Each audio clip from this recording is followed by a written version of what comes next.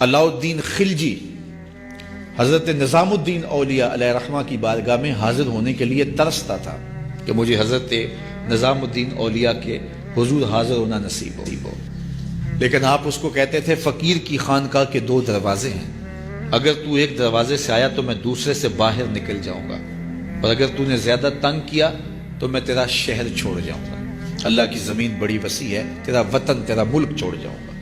ایک دن اس نے آپ کی خانقاہ کے اندر اچانک پہنچ کے آپ کی خانقاہ کے اندر جانا چاہا، تو آپ نے خادموں سے کہا دروازے بند کر، تو دروازے بند کر دیے گئے۔ بادشاہ سمجھا کہ یہ اتنے پکے لوگ ہیں فقیر کہ مر جائیں گے دروازے نہیں کھولیں گے تو کچھ تو خون ہوگا۔ اس نے کاغذ کے ایک ٹکڑے پہ لکھا اور خادم کے ذریعے حضرت کو پہنچایا۔ لکھا یہ کہ کیا بات ہوئی کہ بادشاہوں کی چوکھٹ پہ بھی بواب چوکیدار اور فقیروں کے دروازوں پر بھی بواب، فرق کیا ہوا شاہی میں اور فقیری میں؟ تو حضرت نے کاغذ کے ٹکڑے کی پشت پر لکھا فرق یہ ہے کہ بادشاہوں کے دروازوں پر جو بواب ہوتے ہیں وہ فقیروں اور سائلوں کو روکنے کے لیے ہوتے ہیں، اور فقیروں کی چوکھٹ پہ جو بواب ہوتے ہیں وہ بادشاہوں کو روکنے کے لیے ہوتے ہیں۔ اس نے کہا حضرت اگر آپ اجازت دیں تو میں آپ کی خانقاہ کی زیارت کر سکتا ہوں؟ آپ نے کہا جاؤ کر لو۔ وہ گیا، خانقاہ دیکھی تو لنگر خانہ دیکھا، مختلف جگہیں دیکھی۔ جب استبل میں پہنچا، گھوڑوں کا استبل تھا بہت بڑا حضرت نظام الدین اولیاء کا، تو جب وہاں پہنچا تو کیا دیکھا کہ گھوڑوں کی جو میخیں ہیں، قلے جو ہیں وہ چاندی کے ہیں، اور جن زنجیروں اور سنگلوں سے ان کے پاؤں باندھے ہوئے ہیں وہ سونے کے۔ تو بادشاہ کو پھر شرارت سوجی تو اس نے پھر کاغذ کے ٹکڑے پہ لکھ کے حضرت کو بھیجا، یہ کیا ہوا؟ بادشاہوں کے پاس بھی سونا اور فقیروں کے پاس بھی سونا چاندی، تو فرق کیا ہوا بادشاہوں اور فقیروں میں؟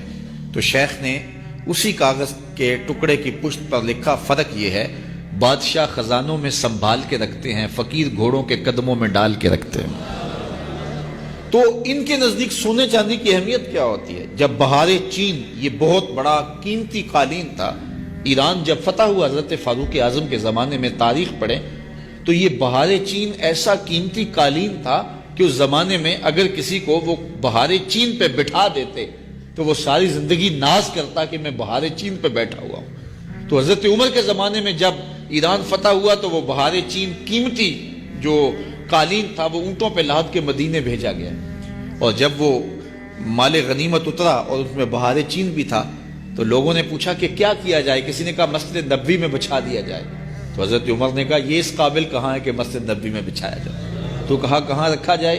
مسجد نبوی سے باہر جہاں لوگ جوتے اتارتے تھے، حضرت عمر نے آرڈر دیا کہ یہاں بچھا دو، لوگ جوتے صاف کر کے مسجد میں جایا کریں۔ جس قالین پہ زمانے کو ناز تھا وہ قدموں میں بچھا ہوا تھا۔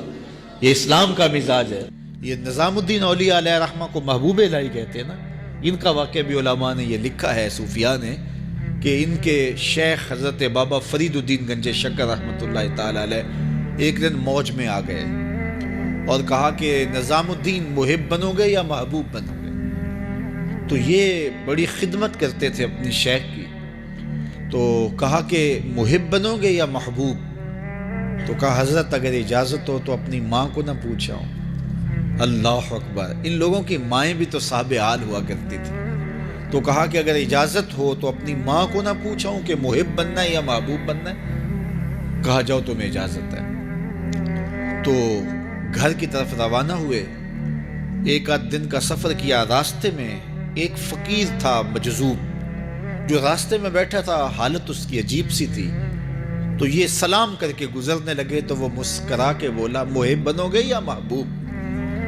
تو حیرت زدہ ہو گئے کہ اسے کیسے پتا چل گیا، یہ تو میرے شیخ کا اور میرا راز ہے۔ تو رک گئے، کہا کہ حضرت اگر آپ بتا دیں تو بہت اچھا ہو۔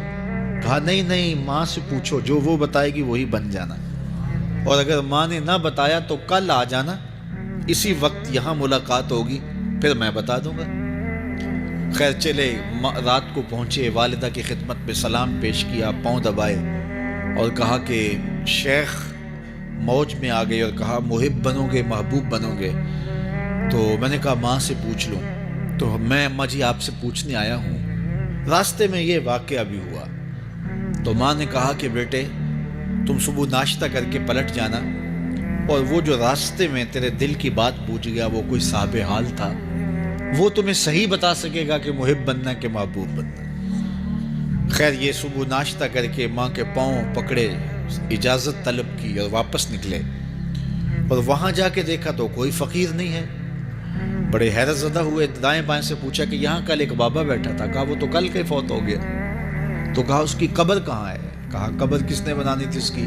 وہ گندگی کے ڈھیر پہ لوگوں نے پھینک دیا۔ دل میں بڑے حیرت زدہ ہوئے، اتنا با کمال تھا، لیکن اپنی حالت یہ، خیر وہاں چلے گئے اور جا کے کھڑے ہو کے پوچھنے لگے، بندہ خدا دل کی باتیں بوجھتا تھا اور میرے ساتھ وعدہ کیا تھا کہ اگر ماں نے نہ بتایا تو کل آنا، اور اپنا پتہ ہی نہیں تھا کہ کیا ہونے والا ہے۔ یہ بات کہی تو بابا اٹھ کے بیٹھ گیا۔ عرش فرش تے بانگا ملیاں تے مکے پہ گیا شور، بلے شاہ سا مرنا ناہی تے گور پیا کوئی ہور۔ ہاں اٹھ کے بیٹھ گیا اور کہا کہ نظام الدین، محبوب بننا محب نہ بننا۔ محبوں کا یہ حال ہوتا ہے، نہ کفن ملتا ہے نہ دفن ملتا ہے۔ محبوب بنو گے تمہاری قبر پہ بھی میلے لگیں گے۔ فَاتَّبِعُونِي يُحْبِبْكُمُ اللَّهُ، اگر حضور کی اطاعت کرو گے، حضور کی فرما برداری کرو گے تو تم محبوب بن جاؤ گے۔ تو حضور کی محبت خدا کی محبوبیت کا ذریعہ ہے، اس لیے ہمیں حضور کا پیار اپنی روحوں میں موجزن کرنا ہے، حضور کی محبت اپنی روحوں میں اتارنی ہے، اور محبت اپنے تمام تر تقاضوں کے ساتھ جب روح پذیر ہوگی تو پھر ہمارا انداز زندگی بھی سنور جائے گا، ہماری آخرت بھی سنور جائے گی۔ محبت کے من جملہ تقاضوں میں سے سب سے بڑا تقاضا محبوب کی اطاعت ہے، کہ بندہ جس سے پیار کرتا ہے اس کی بات مانتا ہے۔ یہ ہے دعوی محبت کا ثبوت، اس کی دلیل۔ اور حضور کے صحابہ کی زندگیاں دیکھیے، ہمارے بدن پہ اتنے بال نہیں ہیں جتنے رسول اللہ کے احسانات ہیں۔ ہمارا ایک ایک بال قرض رسالت میں جکڑا ہوا ہے۔ خدا شناسی تو بڑی دور کی بات ہے، ہم خود شناس بھی نہیں تھے۔ ہمیں تو اپنے آپ کا بھی نہیں پتا تھا کہ ہم کون ہیں۔ اور مجھے بتاؤ، جس کو یہ بھی نہ خبر ہو کہ میں کون ہوں، اس کے پلے ہوتا کیا ہے؟ اقبال نے کہا تھا نا، اپنے من میں ڈوب کر پاجا سراغ زندگی، میرا نہیں بنتا تو نہ بن، اپنا تو بن۔ اور یہ اپنا بھی نہیں تھا، اسے پتہ ہی نہیں تھا، اسے شعور ذات ہی نہیں تھا، اسے خود آگہی کا نور ہی نصیب نہیں ہوا تھا۔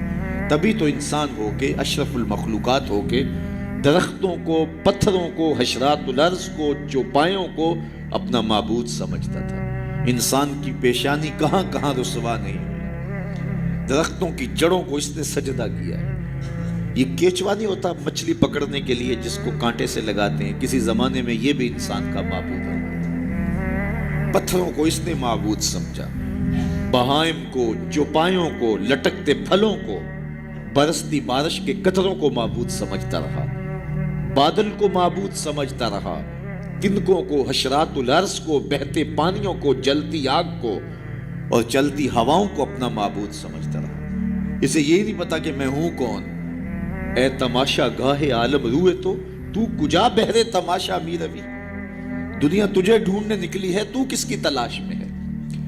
یہ اشرف المخلوقات ہو کے، مقصود کائنات ہو کے، یہ اس کائنات کا دل اور کلیجہ ہو کے حشرات الارض کو، سانپوں کو، بچھوؤں کو اپنا معبود سمجھ رہا ہے۔ یہ تو میرے حضور نے بتایا، یہ تیرے معبود نہیں ہیں، تیری دہلیز کے نوکر ہیں۔ ان درختوں کو پوچھتا ہے، یہ تو تجھے چھاؤں فراہم کرنے کے لیے، آکسیجن دینے کے لیے، تیرے ایندھن کے کام آنے کے لیے، تیرے ذوق نظر کی تسکین کے لیے، تجھے پھل فراہم کرنے کے لیے پیدا کیے گئے۔ ان جانوروں کو پوچھتا ہے، یہ تو تیری سواری کے لیے، بار برداری کے لیے، تجھے دودھ اور گوشت کی ضروریات فراہم کرنے کے لیے پیدا کیے گئے۔ یہ چاند، سورج، ستارے، اجرام فلکیہ، یہ تیرے معبود کیسے ہو سکتے ہیں؟ یہ تو تیری راہوں میں روشنی اجالنے کے لیے پیدا کیے گئے۔ نہیں تو دیکھ، یہ انگلی اٹھتی ہے اور چاند ٹکڑے ہو کے قدموں میں آتا ہے، سورج پلٹ کے اثر کے وقت پہ آتا ہے، اور سڑیاں کھجوراں اگا جاندہ ہے، وہ پتھراں نو کل میں پڑا جاندہ، قطرے کو سمندر، ذرے کو ستارہ کرتے ہیں، کونین کو خم آ جاتا ہے جب زلف سوارا کرتے ہیں۔ اب انسان کی آنکھ کھلی کہ میں کون ہوں، کہ یہ پوری کائنات درختوں کو پوچھتا ہے جا میں نہیں تو ہی کہہ دے تمہیں اللہ کا رسول بلا رہا ہے۔ اللہ اکبر، درخت شاخوں کے بل اپنے آپ کو گھسیٹتے ہوئے سلامی دینے حاضر ہو جاتا۔ حضرت یعلا بن مرہ کہتے ہیں کہ ایک سفر سے واپسی تھی، راستے میں قیام ہوا تو حضور استراحت فرمانے لگے تو میں حضور کے پہرے کے لیے کھڑا ہو گیا۔ دور صحرا میں ایک درخت تھا، وہ ہلنے لگا، پھر جڑوں سمیت اکھڑا اور شاخوں کے بل اپنے آپ کو گھسیٹتا ہوا میرے برابر آ کے کھڑا نہیں ہو جاتا۔ میرے لیے بڑی حیرت کی بات تھی، لیکن کوئی تھا نہیں کہ اس سے بات کروں۔ خیر تھوڑی دیر کے بعد وہ اپنی جگہ سے چلا اور جہاں سے اکھڑا تھا وہی جا کے نصب ہو گیا۔ حضور بیدار ہوئے تو سلام عرض کرنے کے بعد میں نے پہلی بات یہی عرض کی، میں نے کہا حضور وہ سامنے والا جو درخت ہے تھوڑی دیر قبل اپنی جگہ سے اکھڑا تھا، شاخوں کے بل اپنے آپ کو گھسیٹتا ہوا یہاں آیا، رکا، جھومتا رہا، پھر واپس چلا گیا۔ حضور نے حیرت کا اظہار نہیں کیا، میں تو سویا تھا، تفصیل سناؤ، کوئی آندھی آئی، کوئی جھکڑ آیا، کوئی طوفان آیا، کیسے اکھڑا؟ حضور مسکرا دیے اور فرمایا ھذہ شجرۃ استاذنت ربھا، فرمایا یہ درخت ہے، اس نے رب سے اجازت مانگی تھی، مالک تیرا محبوب نیڑے آیا ہے، سلام نہ کر رہا ہوں، فاذن لہا، تو رب نے اس کو اجازت دے دی تھی، یہ مجھے سلامی پیش کرنے آیا تھا۔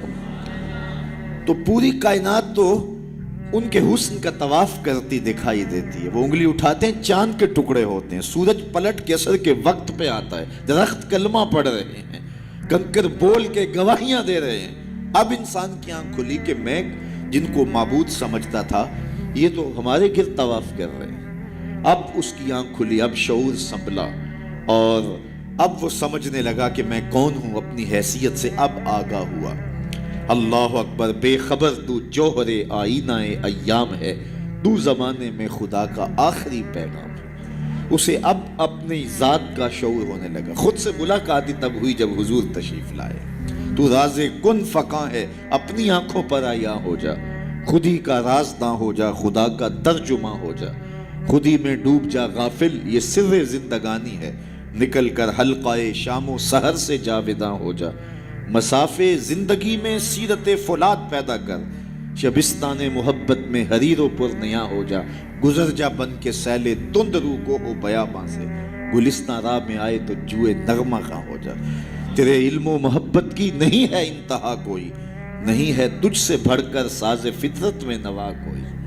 اسے اب پتہ چلا، اپنی ذات کی شناخت اب ہوئی۔ اللہ اکبر، کانپتا ہے دل تیرا اندیشہ طوفان سے کیا، نا خدا تو، بحر تو، کشتی بھی تو، ساحل بھی تو، دیکھ آ کر کوچائے جا کے گریباں میں کبھی، کیس تو، لیلا بھی تو، صحرا بھی تو، محمل بھی تو، وائے ناکامی کہ تو محتاج ساکی ہو گیا، میں بھی تو، مینا بھی تو، مستی بھی تو، حاصل بھی تو، آہ کس کی جستجو آوارہ رکھتی ہے تجھے، راہ تو، رہرو بھی تو، رہبر بھی تو، منزل بھی تو، بے خبر تو جوہر آئینہ ایام ہے، تو زمانے میں خدا کا آخری پیغام۔ تو اب انسان کو اپنی ذات کا شعور ہوا۔ خدا شناسی تو بڑی دور کی بات ہے، میں کہتے ہیں انسان کی اپنی ملاقات اپنے آپ سے تب ہوئی جب حضور آئے، خودی کا شعور تب ملا جب حضور آئے، من سے آگہی تب ہوئی جب حضور آئے۔ تو اگر وہ تشریف فرما نہ ہوتے، خدا شناسی تو بڑی منزل ہے، انسان خود شناس بھی نہ ہوتا، اپنے ذات سے بھی آگاہ نہ ہوتا، انسان ہو کے انسانوں کے گلے چیر رہا تھا۔ سکا باپ اپنی بیٹی زندہ درگور کر کے فخر کرتا تھا کہ میں نے اپنی آبرو بچائی۔ مائیں دنیا کی منڈیوں میں بکتی تھی، باپ کی توقیر کوئی نہیں تھی، اور یہ تو میرے حضور آئے جنہوں نے آ کے بتایا کہ بیٹی عزت کی جگہ پر ہے۔ آپ نے یہ حدیث بارہا سنی ہوگی، علماء کرام سے بارہا سنی ہوگی، لیکن ذرا اس کو اس پہلو میں دیکھو، جب بیٹیوں کو زندہ درگور کر کے باپ فخر کر رہا تھا، اس زمانے میں میرے حضور نے کہا میری بیٹی میرے جگر کا ٹکڑا ہے۔ یہ صرف کلمہ تحسین ہی نہیں ہے، یہ کلمہ جہاد ہے۔ اس دور میں جب بیٹیوں کو زندہ درگور کر کے باپ فخر کر رہا تھا، آج تو ہر شخص اپنی بیٹی کو قرار جان سمجھتا ہے، بیٹی کو آنکھوں کا نور سمجھتا ہے، نور نظر سمجھتا ہے۔ بیٹی کے جہیز کے لیے باپ اپنی ساری زندگی لگا دیتا ہے، پردیس کاٹ دیتا ہے، جوان بھائی فیکٹری میں اوور ٹائم لگاتا ہے، میں بہن کے ہاتھ بھی لے کر۔ تو آج اگر بیٹی کے بارے میں کوئی محبت بھرے جملے کہے جائیں تو بڑی بات نہیں ہے. جب باپ زندہ درگور کر کے فخر کرتا تھا اور معاشرے سے اسے داد ملتی تھی کہ تو نے بیٹی کو زندہ درگور کیا ہے، اس زمانے میں میرے حضور نے کہا کہ میری بیٹی میرے جگر کا ٹکڑا. اللہ اکبر، کیسی تبدیلی آئی. ایک موقع آیا، فرمایا کہ جو دو بیٹیاں یا دو بہنیں ان کی اچھی تربیت کرے اور ان کو پروان چڑھائے اور ان کی اللہ کی رضا کے لیے شادی کر دے تو قیامت کے دن وہ میرے ساتھ اس طرح قریب ہوگا جس طرح یہ دو انگلیاں قریب ہیں. تو مجلس میں موجود ایک صاحب اٹھے، کہا حضور اگر کسی کی دو بیٹیاں نہ ہوں تو ذرا اس کے پیچھے جھانکنے کی کوشش کیجئے، کہاں بیٹیاں زندہ درگور ہوتی تھیں اور کہاں ایک بیٹی والا سوچ رہا ہے کاش کہ میری بھی دو بیٹیاں ہوتی اور میں یہ احساس پاتا. تو یہ معاشرے کو ایک رنگ دیا، معاشرے کو ایک آہنگ دیا، خدا شناسی بھی دی، خود شناسی بھی دی. انسانی حقوق جو پامال ہو رہے تھے ان کو بحال بھی کیا. انسان اپنی عزت برباد کر رہا تھا، اجرام فلکی اور مظاہر فطرت کے سامنے ان کے چرنوں میں جھک کر کے اس کو اس کی خودی کا سبق دیا کہ تو کون ہے اور کہاں کھڑا ہے. ایک شخص ایمان لانے کے بعد حضور کی خدمت میں حاضر ہوا اور کہتا ہے جاہلیت کے زمانے کی دو باتیں ہیں، ایک یاد آتی ہے تو ہنسی نہیں رکتی اور ایک بات یاد آتی ہے تو آنسو نہیں تھمتے. کہا وہ کون سی دو باتیں ہیں؟ کہا وہ بات جو یاد آئے تو ہنسی نہیں رکتی وہ یہ ہے کہ میں ایک لمبے سفر پہ گامزن تھا.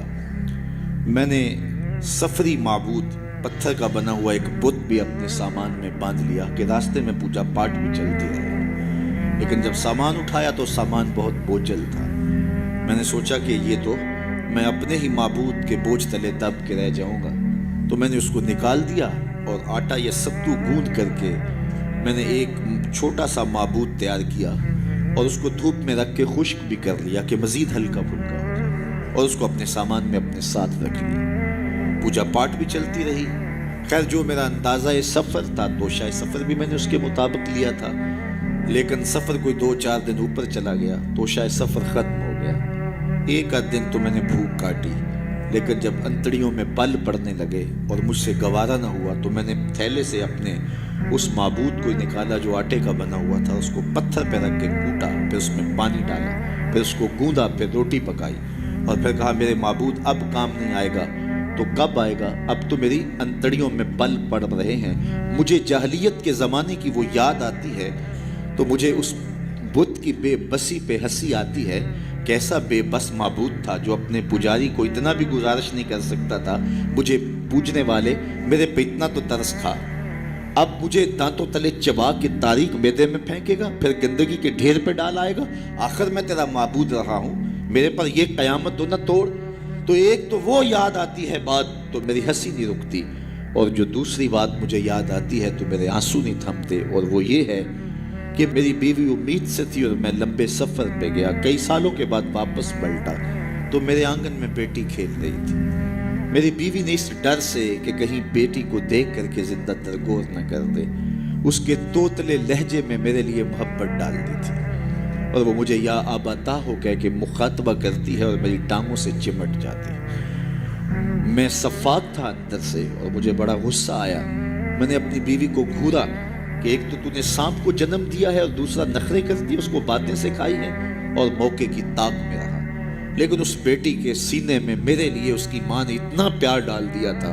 بیٹیاں تو ویسے بھی باپ سے ٹوٹ کے پیار کرتے ہیں، بیٹیوں کی محبت تو مثالی ہوتی ہے.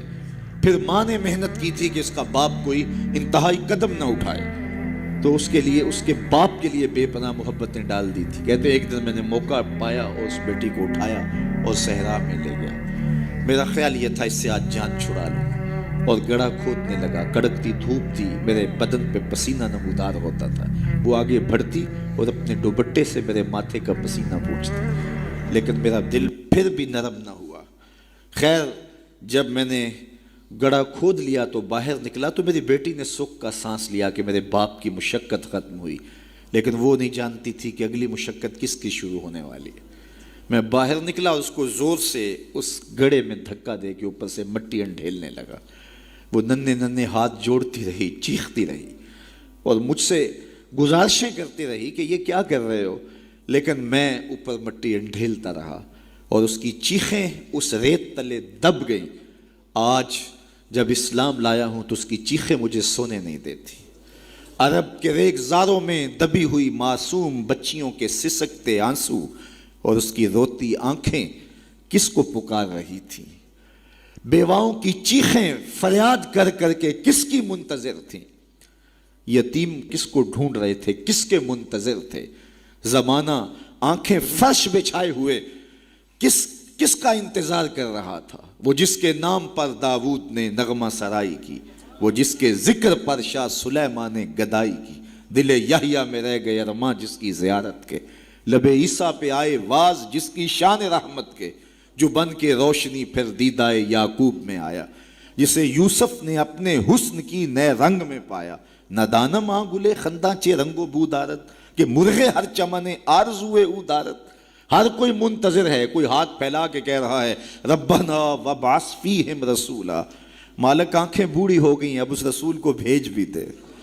حضرت عیسیٰ تو بولے مبشرم برسول یاتی من بعد اسمہ احمد، چلو نام بھی بتائے جا رہا ہوں، ان کا نام احمد ہوگا. زمانہ منتظر تھا، پوری دھرتی انتظار کر رہی تھی. بیواؤں کی چیخیں اور یتیموں کی آہیں اور معصوم بچیوں کے دبے ہوئے آنسو جب ریت سے پکار کرتے ہوئے عرش الہی کو جنبش دینے لگے تو اللہ کو دکھی انسانیت پہ رحم آیا. آمنہ کی آغوش میں محمد عربی تشریف لے آئے. ناگہاں ساکن ہواؤں پر روانی آ گئی اور چمن کے پتے پتے پر جوانی آ گئی. آج زانوئے ازل نے صبح پہ انگڑائی لی اور مسکرا کر ایک کرن نے ہاتھ میں شہنائی لی. مخزن اسرار قدرت کے امی پیدا ہوئے، غل ہوا دنیا میں ختم المرسلین پیدا ہوئے. ایک بہار پھیلی نا، ربی ویسے بھی عربی میں بہار کو کہتے ہیں، ربیع الاول آغاز بہار. کہا محبوب تو محبوب ہے اور محبوبوں کو بہاریں ہی سجتی ہیں. جب گلیاں چٹکنے لگیں گی، غنچے مہکنے لگے گی، جب کائنات بہار بن جائے گی، جانے بہار بن کے تشریف لے آنا. تو ان کی جلوہ گری، ان کی تشریف آوری انسانیت پر اللہ کا بہت بڑا احسان، اسی لیے اس کو جتلایا اور کہا لقد من اللہ علی المؤمنین اذ بعث فیہم رسولا. تو یہ احسان عظیم ہمارے اوپر ہوا. اتنی بڑی نعمت، وہ نعمت عظمیٰ جس کے لیے نبی منتظر رہے، نبیوں کی ٹیمیں منتظر رہیں، اور ہم نے کوئی آرزو تو نہیں کی تھی. وہ تو منتیں مانتے رہے. بحیرہ راہب کہاں بیٹھا تھا، نستورہ کہاں بیٹھا تھا، کہاں کہاں منتظر ان کی راہوں میں لوگ بیٹھے تھے. شب ہجر کی سختیاں کوئی اس سے جا کے پوچھے، تیری راہ تکتے تکتے جسے صبح ہو گئی ہے.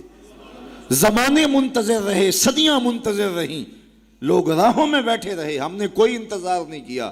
آنکھ کھلی، ہمارے والد صاحب مؤذن کو مسجد سے بلا لائے. انہوں نے کان میں آ کے کہا مبارک ہو، تو حضور کا غلام بن کے آ رہا ہے.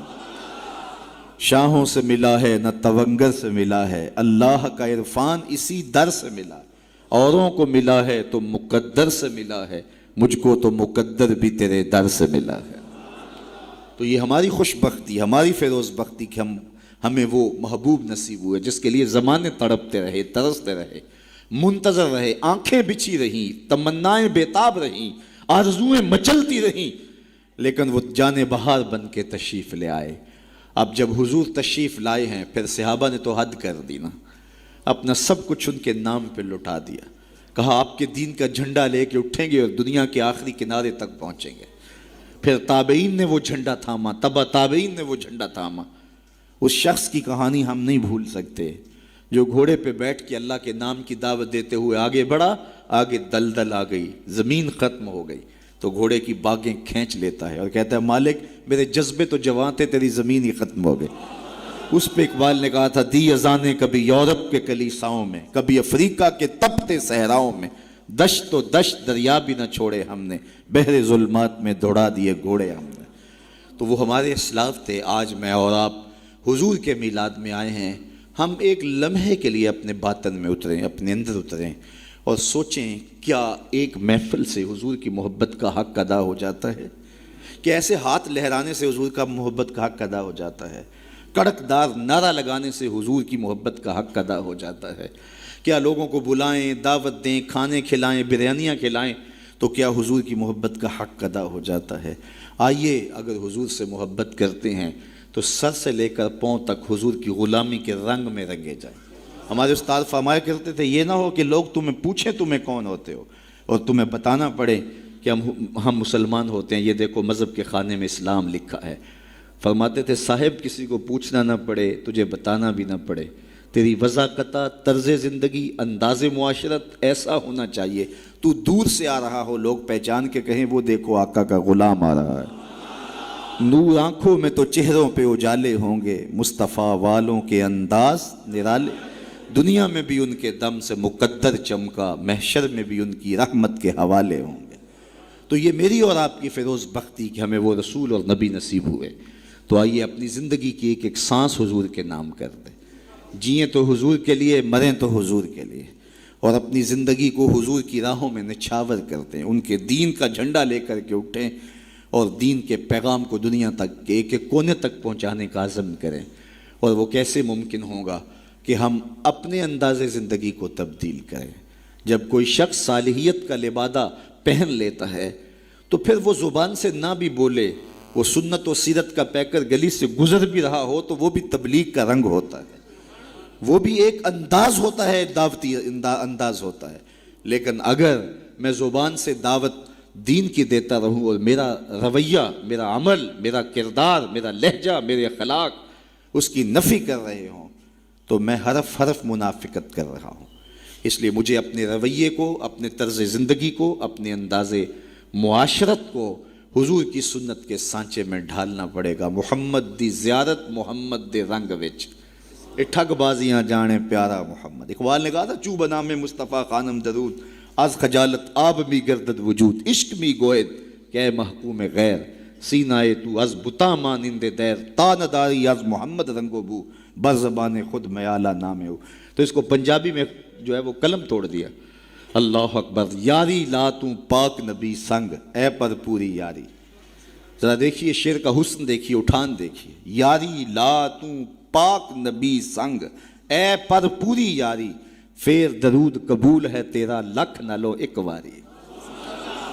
تو اپنے آپ کو ان کی محبت کے رنگ میں رنگ لو اور پھر دیکھنا کہ حضور کی محبتیں اور رحمتیں کیسے برستی ہیں۔